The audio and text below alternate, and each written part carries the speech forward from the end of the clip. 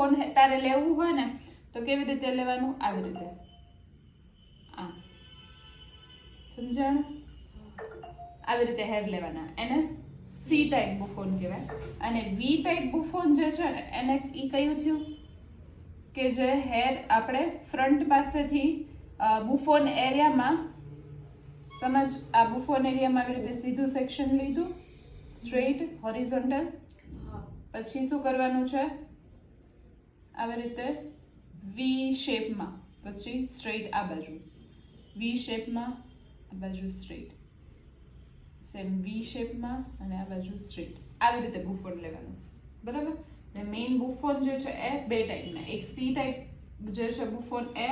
અને સેકન્ડ જે છે એ વી ટાઈપ બુફોન. વી ટાઈપ બુફોનમાં શું કરવાનું છે, આવી રીતે વી શેપમાં હેર લઈ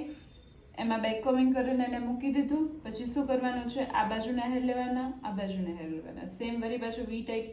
વી સેક્શન કાઢીને બુફોન લીધું, પછી આ બાજુના હેર, પછી આ બાજુના હેર,